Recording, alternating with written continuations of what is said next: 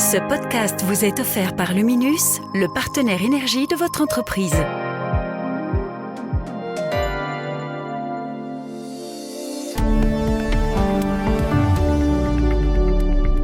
Bienvenue à Z sur 7, votre Z-Podcast quotidien. Aujourd'hui, nous sommes le 22 juin et nous avons un tout nouvel épisode avec l'invité du Trendstalk pour vous. Olivier Mouton reçoit Adrien Dolimon, ministre-président wallon. Aussi, je pense qu'il faut avoir l'humilité de dire que déjà utiliser le label Belgique, c'est juste essentiel.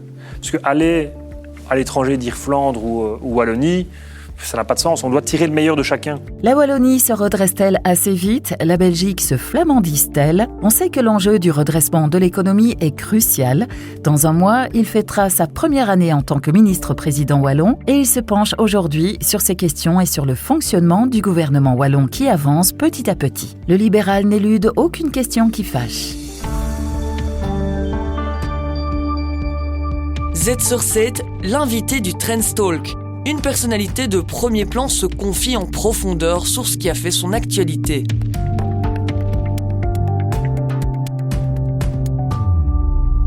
C'est Adrien Dolimon, ministre-président wallon.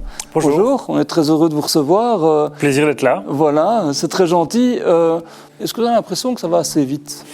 On a toujours envie que ça aille plus vite. Je pense que c'est clair qu'on sait qu'il y a eu une envie importante de changement. On a, cette volonté de faire ce changement le plus rapidement possible, mais on ne doit pas non plus faire n'importe quoi.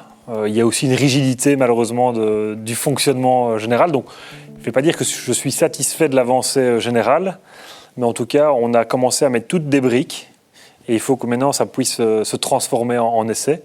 Après, il y a quand même pas mal de belles réussites aussi qui ont été mises en place assez rapidement. Mais vous savez, moi, j'aime bien aussi citer des ingénieurs, mais pas que. On ne va pas rentrer dans ce détail-là. Mais vous aviez dit on va gouverner comme des ingénieurs. Donc, la loi d'Hofstadter dit toujours que ce n'est pas toujours si simple et pas toujours si évident non plus. D'autant plus quand la tâche est complexe, et on sait que la tâche est ô combien complexe. Et ce qu'on doit faire, c'est justement permettre de libérer le plein potentiel wallon. Et c'est vraiment tout l'enjeu. Et ce qu'on veut surtout faire, c'est la transformer durablement. C'est-à-dire que ce que l'on met en place, ça doit perdurer après nous. Après le gouvernement Dolimon, il faut que ça puisse continuer comme ça, que ça puisse continuer à aller dans la bonne direction. Ça veut dire qu'il faut toucher aux structures, il faut mettre en place des outils. Évidemment, il faut toucher aux structures. Libérer le plein de potentiel, c'est aussi l'enjeu de la simplification administrative. Ouais. On l'a mis clairement dans des enjeux plus que majeurs, parce qu'aujourd'hui, il y a beaucoup de composants de la société, mais aussi dans le monde de l'économie, qui ont été habitués à avoir des aides directes. Et donc, on veut supprimer toutes les aubaines. Et quand on discute avec les entrepreneurs, ce qu'ils attendent, c'est quoi ? C'est simplement plus de liberté d'action, moins de contraintes. Et donc, ce qu'ils veulent, c'est qu'on permette de libérer le potentiel, et c'est ce sur quoi on travaille. C'est la demande principale, souvent, qui vient, cette simplification administrative. Vous avez parlé d'un choc. Est-ce que le choc est en cours ? Oui, il y a déjà eu des premiers effets. Donc, on a déjà simplifié toute une série de lignes de permis, mais il faut encore que ça s'accentue, parce qu'il faut que ça soit vraiment perceptible par monsieur et madame tout le monde. Ce n'est pas toujours le cas aujourd'hui. On doit aussi le mettre en place dans chaque projet qu'on porte. Donc, il y a des premiers effets.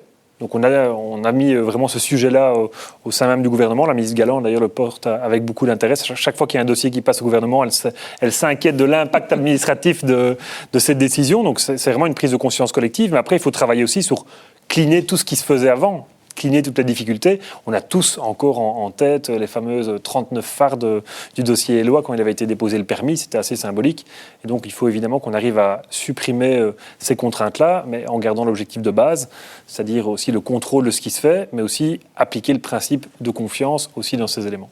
Il faut accélérer le redressement. Ça veut dire aussi, par exemple, il y a eu des réformes des outils wallons, des Invest, Wallonie Entreprendre qui s'est mis une feuille de route sans doute plus performante que ce n'était le cas avant.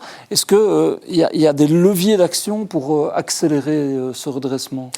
Mais oui, justement, il y a eu aussi une volonté de tracer la feuille de route qui était présentée par le ministre Joly. C'est clair qu'on a la chance d'avoir un Invest avec des moyens quand même assez conséquents. Et donc, il faut qu'il puisse aussi aider les entreprises qui sont des cibles de développement particuliers dans ce qu'on veut pour notre territoire. Je pense évidemment à ce qui se passe aujourd'hui. Vous avez vu aussi qu'on a réinjecté dans la FN, notamment pour pour 100 millions d'euros, embrasser les enjeux qui sont en face de nous. Donc ça doit vraiment être ça, c'est se dire, voilà, les opportunités, quelles sont-elles, où mettre l'argent de manière le plus efficace pour justement avoir les effets de levier sur l'emploi, sur l'économie, sur la production de richesses sur notre territoire. C'est vraiment ça qui, au quotidien, nous guide et on espère qu'on aura les résultats le plus rapidement possible. Et on a quand même aussi des effets qui viennent de se transformer. On a ici inauguré il n'y a pas longtemps une nouvelle usine 4.0 Safran Blades, pour ne pas la citer, qui permet de réindustrialiser notre territoire. Et ça montre que quand on est ambitieux, on arrive à réaliser des choses qui peut-être étaient dans la pensée précédemment, mais qui peuvent se matérialiser aujourd'hui. Alors il y a un contexte qui est évidemment dantesque, on en parlera à d'autres égards, mais vous avez été cette semaine par exemple au Bourget, on parle beaucoup de réinvestir dans la défense spatiale, c'est par exemple un bel exemple d'un secteur, enfin deux secteurs dans lesquels la Wallonie est très performante et sur lesquels vous pouvez peut-être tirer profit d'une période un peu compliquée. Tout à fait, et c'est aussi pour ça qu'il faut qu'on puisse réfléchir à la stratégie spatiale, même à l'échelle nationale.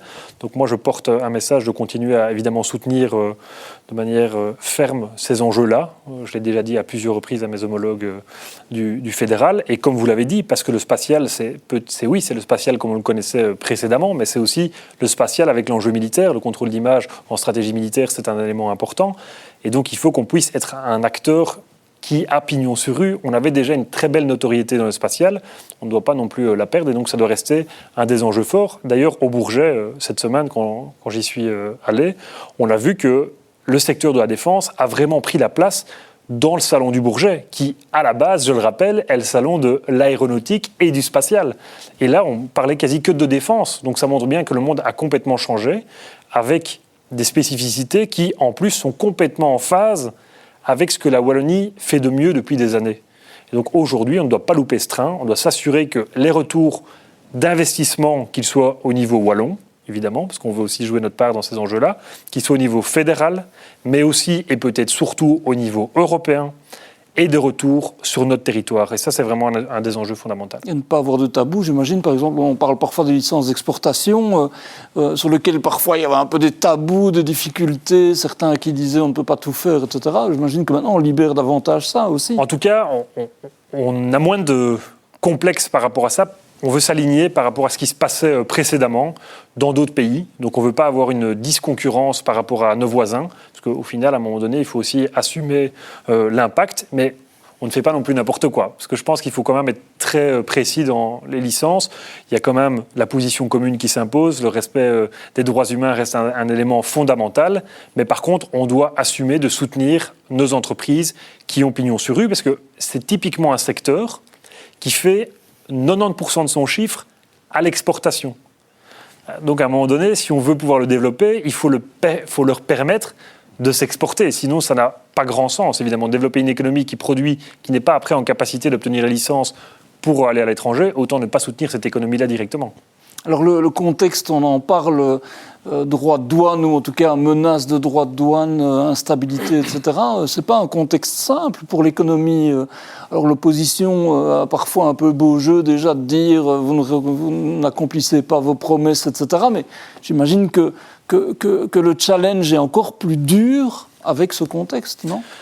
C'est clair, et je pense que tout gouvernement subit des crises à un moment donné. On l'a vu à la législature précédente, parce qu'il ne faut pas non plus jeter le bébé avec l'eau du bain. Ce n'est pas une législature simple, avec beaucoup d'enjeux, la crise énergétique, le Covid. Ici, on voit encore de l'instabilité géopolitique forte, qui ont des impacts évidemment aussi sur le pouvoir d'achat, sur la capacité, sur la compétitivité de nos entreprises. Et donc, on doit se montrer justement très flexible par rapport à ces enjeux. Et c'est pour ça que je dis que le travail qu'on doit mener en Wallonie, c'est justement permettre d'avoir de l'agilité. Et c'est ça qui permettra d'avoir des réactions fortes, et, tout en travaillant aussi en parallèle à l'autonomie stratégique, bien évidemment, mais qui doit se piloter à des échelles plus larges. Et tous ces enjeux-là, la Wallonie a clairement son rôle à jouer.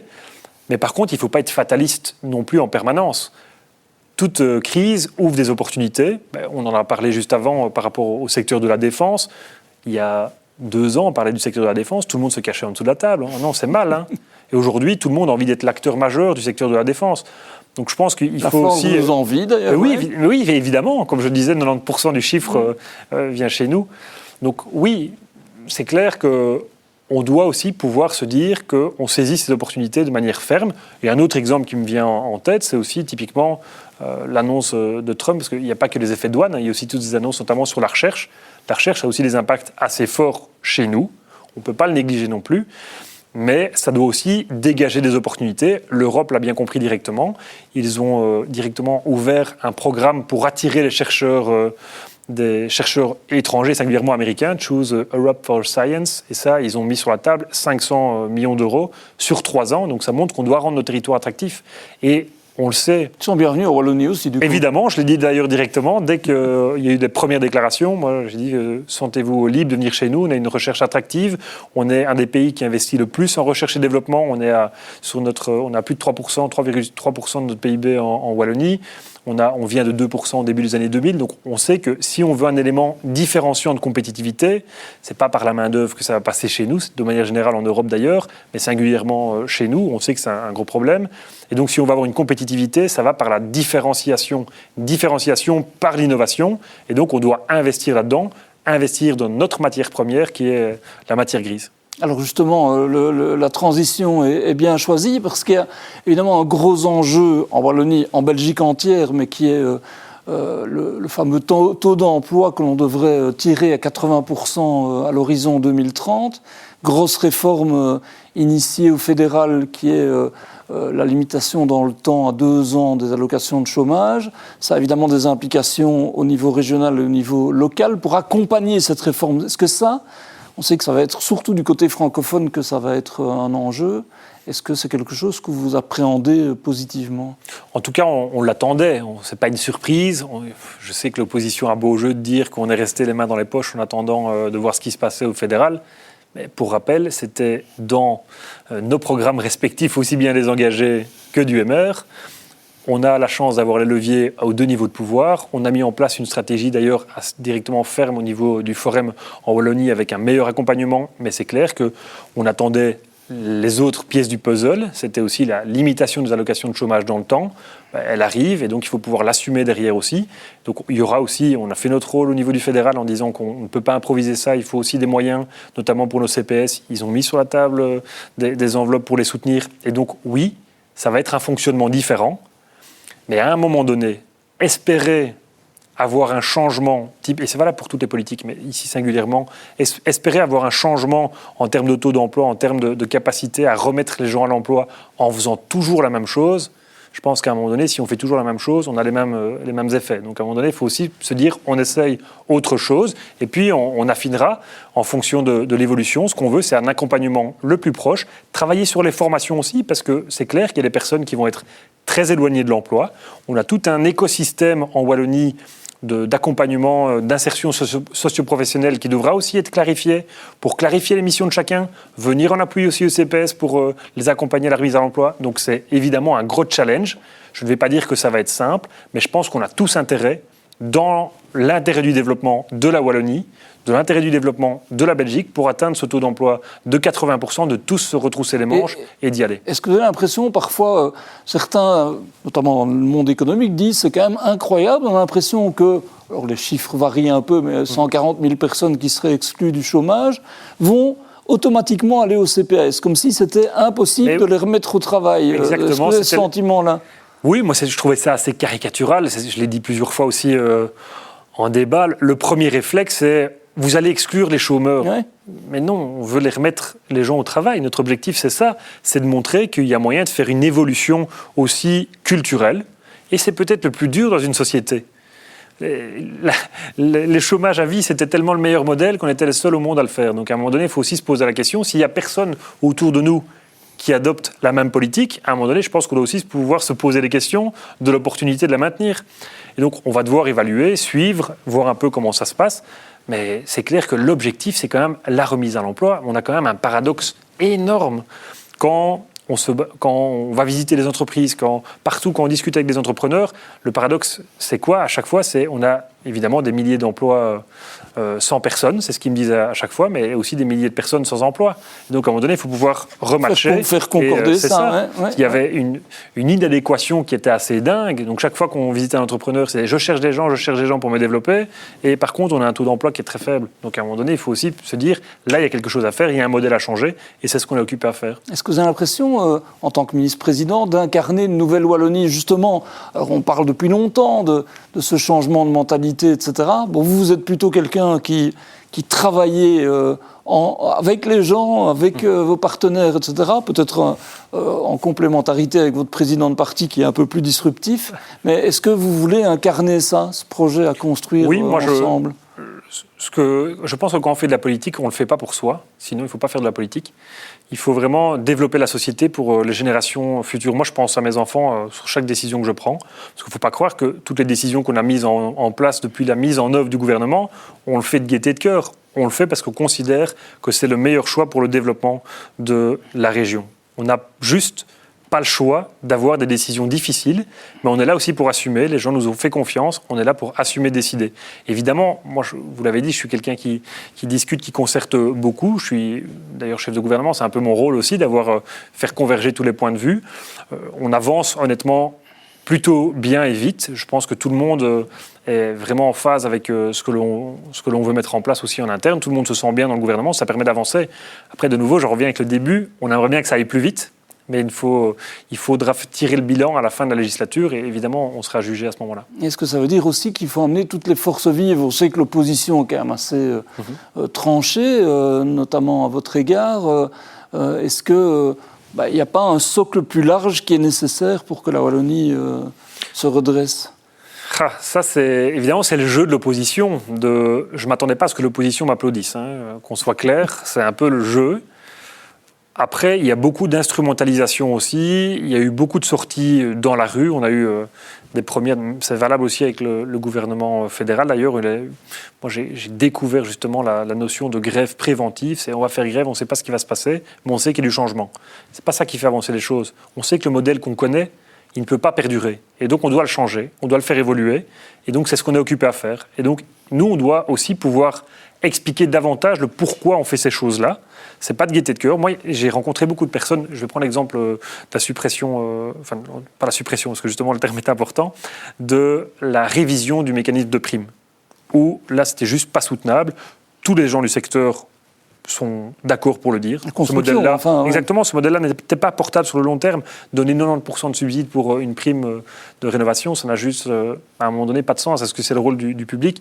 Donc il y avait clairement des effets d'aubaine et ça n'allait pas être soutenable, ça allait complètement exploser. Donc on a décidé de revoir ça. Moi, j'ai été plusieurs fois interpellé, parce que je suis quelqu'un aussi de terrain, donc je vais souvent dans les différents événements, même les événements un peu plus publics et conviviaux. Donc ça m'arrive de me faire aussi interpeller sur ça. Et à chaque fois, j'explique la position. Et une fois que j'ai fini d'expliquer, les gens comprennent un peu le cadre dans lequel on était. Est-ce que c'est gai? Est-ce qu'on a fait ça avec plaisir? Pas du tout. Je pense qu'il faut pouvoir le dire. Mais de nouveau, je le dis, on est là pour changer les choses durablement. Oui, en sachant que, un de vos ministres dit régulièrement, la Wallonie n'est plus un Mr Cash. Pierre-Yves Jollet, Pierre-Yves Jollet pour ne pas le nommer. Mais ça veut dire que, oui, il y a aussi un contexte qui n'est pas simple budgétairement, sur lequel vous devez travailler en parallèle, parce qu'il y a une trajectoire budgétaire qui est là et qui va être difficile à tenir aussi, non? Avec toute une série d'enjeux qui sont en face de nous. Parce qu'il y a évidemment la trajectoire budgétaire et l'importance de la soutenabilité des finances publiques. Là, je prends ma casquette de ministre du budget. Oui. Puis après, il y a tous les enjeux du gouvernement en face, les enjeux de la transition, les enjeux de la transformation de nos territoires, les enjeux d'investissement dans l'infrastructure. Donc il y a énormément d'enjeux. Donc l'équation est très compliquée à résoudre et donc on ne peut pas tout sacrifier. Mais à un moment donné, on doit être responsable et supprimer les effets d'aubaine. C'est-à-dire que donner de l'argent public pour réaliser quelque chose qui se réaliserait quand même sans cet argent public, on est en droit de se poser la question de l'utilité d'avoir donné cet argent public. Il doit être plus utile ailleurs. Et donc, oui, c'est vraiment compliqué. On doit vraiment un travail prospectif qui est mis en place. Par contre, on a travaillé avec méthode. J'avais mis en place une trajectoire budgétaire lorsque j'étais ministre du budget qui a été discutée et réfléchi avec un comité d'experts, la commission externe de la dette. On est resté dans cette trajectoire-là sur la législature précédente. D'ailleurs, je suis souvent taxé en disant « Oui, le MR a les finances depuis tellement longtemps, vous n'avez jamais rien fait ». Moi, j'invite à regarder l'évolution du déficit depuis que je suis aux commandes de la Wallonie. Ça n'a fait que diminuer. Et justement, ce qu'il faut, c'est rester crédible. Parce que aujourd'hui, on a un déficit quand même de près de 3 milliards. Enfin, plus de 3 milliards même. Plus de 3 milliards. Est-ce que vous pensez que c'est soutenable sur le long terme ? 3 milliards sur 21 milliards de dépenses. À un moment donné, il faut aussi rester les pieds sur terre. On doit se dire qu'on ne peut pas continuer à vivre comme ça. La dette augmente à une vitesse de dingue. Aujourd'hui, notre charge de dette, c'est 900 millions d'euros. Et donc, on doit pouvoir être raisonnable. Et donc, tant qu'on doit toujours emprunter pour justement payer le déficit, parce que si on a moins de recettes que de dépenses, il faut bien trouver l'argent quelque part. Et donc, on emprunte cet argent. Mais il faut qu'on l'emprunte à des conditions les meilleures possibles. Et donc, il faut rester crédible aux yeux des prêteurs. Et donc, c'est pour ça qu'il y a les agences de notation qui sont là. Et donc, il faut avoir une trajectoire crédible. On ne va pas dire qu'on va supprimer le déficit en 2 ans. Parce que ça ne serait pas crédible. Ils vont dire, ouais, mais comment vous allez faire ? Donc, il faut avoir une trajectoire de soutenabilité qui descend petit à petit et qui améliore la situation progressivement pour arriver à une situation soutenable. Et donc, c'est tout l'exercice, tout l'enjeu un peu d'équilibriste qui est en face de nous. Parce que dans toutes ces cases-là, on doit mettre après toutes les politiques qui sont derrière. Parce que ce n'est pas juste des chiffres qui s'alignent. Il y a aussi, évidemment, toutes des politiques derrière. Donc, oui, ça sera difficile. Oui, on doit rechanger le modèle par rapport à ce qu'on a connu précédemment, mais on doit surtout éviter tous les effets d'aubaine qu'on a connus. J'ai pris l'exemple dans les primes à la rénovation. Le ministre Joelet a aussi cité dans les aides aux entreprises, dans les aides à l'emploi, de manière générale. Il faut qu'on puisse se dire, de nouveau, je reviens avec ça, c'est est-ce que si on met de l'argent public ou pas, il y a une différence ? Si c'est pour le même résultat, autant ne pas mettre d'argent dans le public. Est-ce que la clé n'est pas justement le capital privé ? Parce qu'on sait que c'est une des clés. Quelque part, la Wallonie manque de capital à risque. On n'a pas beaucoup de capital familial, peut-être par rapport à la Flandre, par exemple, où c'est plus naturel. Mais paradoxal. Il faut faire venir les gens. Je trouve ça intéressant comme discussion, parce qu'on en a évidemment moins en Wallonie qu'en Flandre, mais on en a quand même beaucoup. Oui, mais je parle naturellement des familles qui investissent. Et singulièrement à l'échelle européenne, on a beaucoup de capitaux, mais c'est quoi le travers ? C'est que les capitaux, ils vont où ? Ils partent, ils n'investissent pas sur notre territoire. Quand je dis n'investissent pas sur notre territoire, ils n'investissent pas forcément en Wallonie, n'investissent pas forcément non plus en Belgique, ni même en Europe. Et on le voit d'ailleurs avec les entreprises, quand elles arrivent à une taille assez critique, où il y a un risque au moment de l'upscale, qu'est-ce qu'elles font ? Elles se barrent et on perd justement ces pépites. Et donc on doit vraiment travailler là-dessus, ça c'est clair, de aussi donner plus d'agilité, parce que si elles se barrent, il y a évidemment les capacités à lever des moyens pour justement rencontrer les enjeux qui sont en face d'eux, mais il n'y a pas que ça aussi, il y a aussi le cadre qui s'applique à eux qu'il faut pouvoir garder également. Alors, il y a un autre niveau de pouvoir qui est un peu plus mal en point encore, j'allais dire, même si je sais qu'il y a des choses qui s'améliorent. Hein. Mais en tout cas, là, il n'y a pas de gouvernement, il n'y a pas de ministre-président nommé. Enfin, parce qu'on dit toujours qu'il n'y a pas de gouvernement, mais le gouvernement... Mais oui, je sais. On dit toujours qu'il n'y a pas de gouvernement, mais le gouvernement, il est là et il peut bosser. Il a évidemment des pouvoirs limités, mais il peut bosser quand même. Il faut rester les mains dans les poches quand même pendant... Ça fait 1 an quand même. Hein. Enfin, il faut aussi remettre les choses en perspective. C'est clair que c'est inquiétant, mais plus sérieusement, c'est inquiétant de ne pas avoir un gouvernement de plein exercice avec un Parlement qui fonctionne aussi... Pour vous, c'est préjudiciable, par exemple ou... Je pense que c'est préjudiciable pour tout le monde. Honnêtement, Bruxelles, c'est quand même la capitale de l'Europe. Donc, c'est la région capitale qui est quand même regardée à l'international. On en parle régulièrement.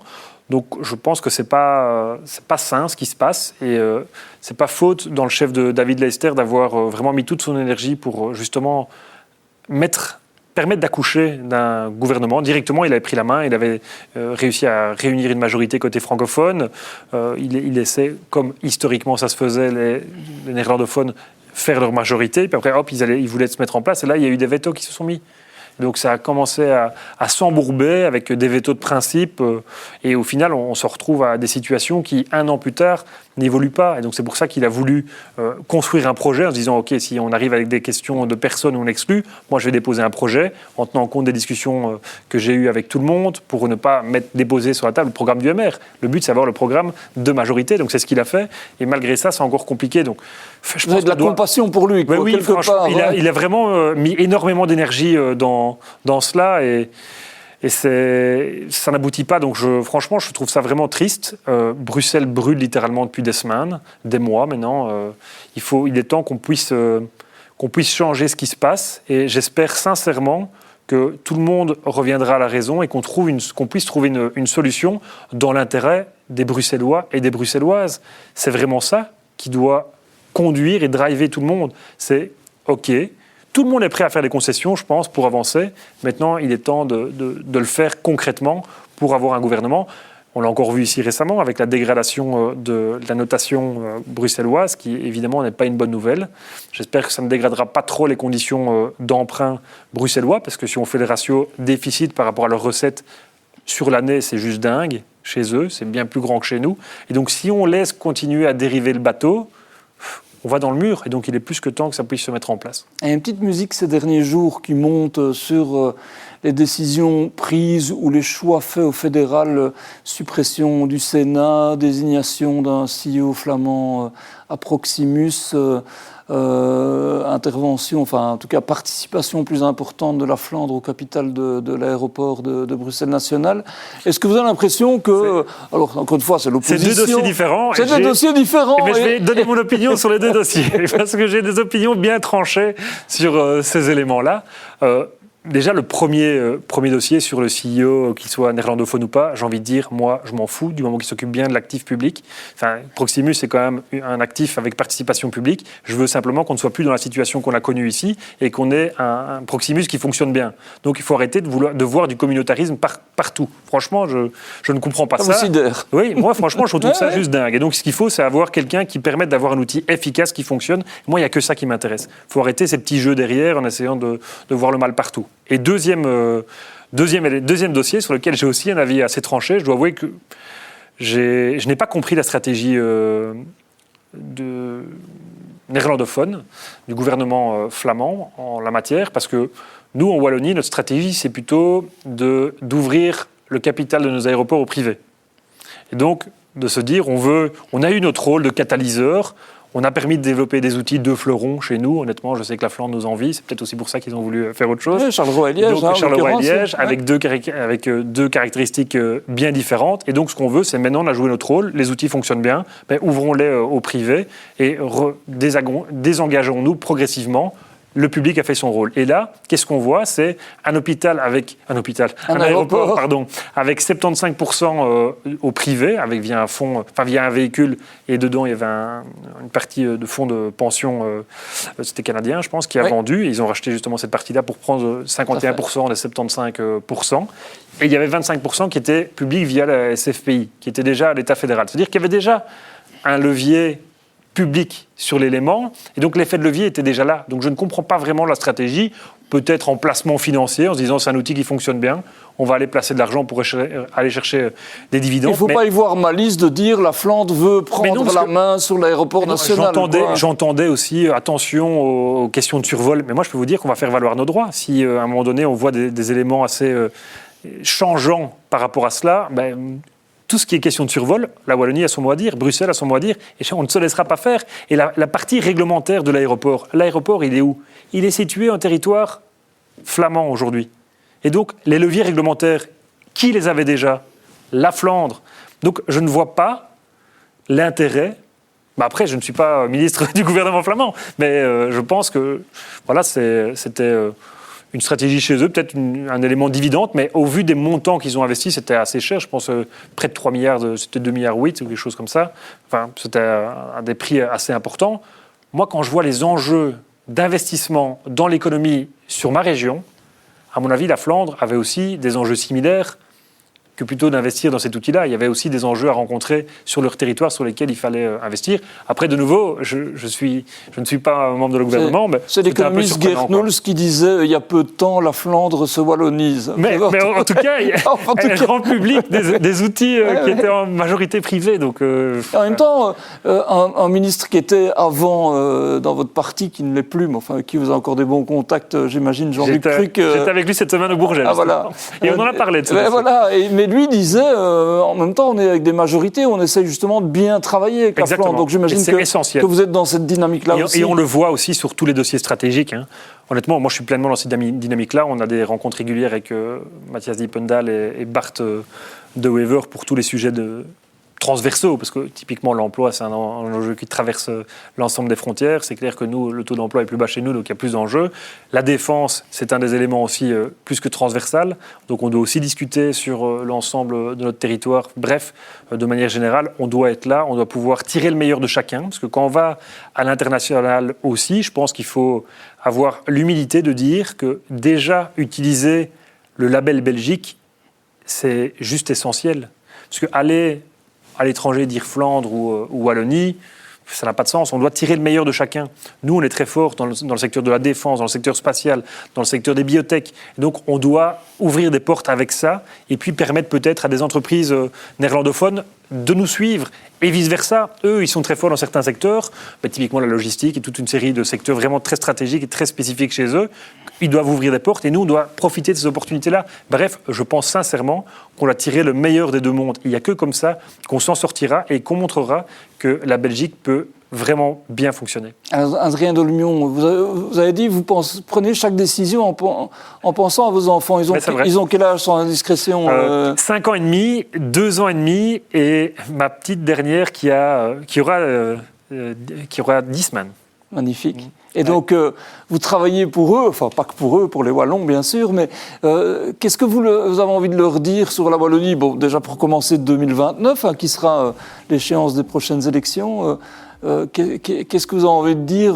Je vous laisse une Wallonie quoi ? Qui est plus prospère, qui est plus harmonieuse, qui est en train de se transformer et qui se transforme durablement. Je pense que c'est vraiment ça. On est en train de mettre les briques et des fondations les plus solides possibles pour permettre de déployer le plein potentiel. Il y a énormément d'enjeux chez nous. J'ai envie que eux, quand ils aient terminé leurs études, ils puissent se projeter.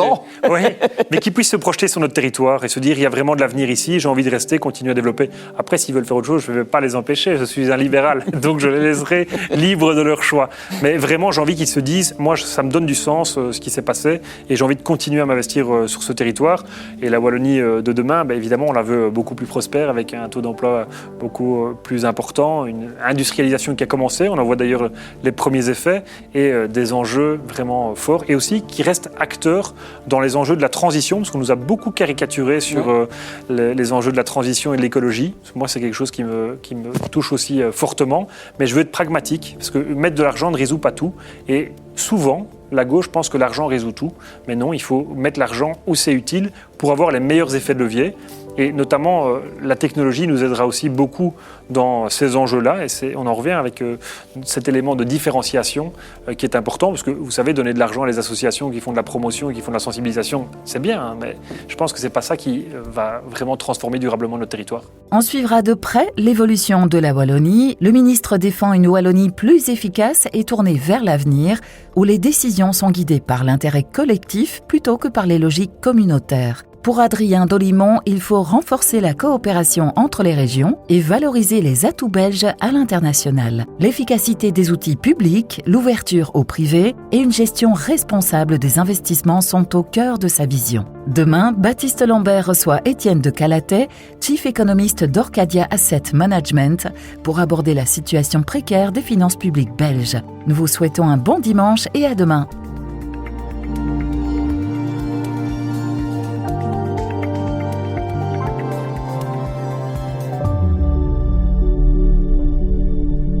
Mieux gérer l'énergie au sein de votre entreprise ? Ça commence par l'expertise de Luminus. Bonjour, je suis Quentin Janssen, directeur B2B chez Luminus. Avec mon équipe, nous aidons les entreprises belges dans l'électrification de leurs besoins. De plus en plus d'entreprises visent la neutralité carbone d'ici 2050, en cohérence avec les ambitions européennes. Dans le même temps, de nouvelles réglementations les obligent à mesurer leurs impacts climatiques et agir concrètement. Mais entre les audits, les plans de réduction, les rapports, tout cela devient vite complexe. Mon conseil ? Ne pas attendre. Mieux vaut commencer aujourd'hui, étape par étape. Tout cela commence par une feuille de route claire. Où pouvez-vous agir ? Isolation, chauffage, mobilité, efficacité énergétique, production locale. Les leviers sont nombreux. Chez Luminus, Cela fait plus de 10 ans que nous accompagnons les entreprises dans ce type de trajectoire. Avec notre expertise énergétique et celle de nos filiales d'installation, nous construisons ensemble des solutions efficaces et rentables. Pas seulement parce que c'est obligatoire, mais parce que c'est le bon moment pour faire les bons choix. Ensemble, créons un avenir qui a du sens. Vous souhaitez en savoir davantage ? Visitez notre site web luminus.be/smartkit. Luminus ? Ensemble, faisons la différence.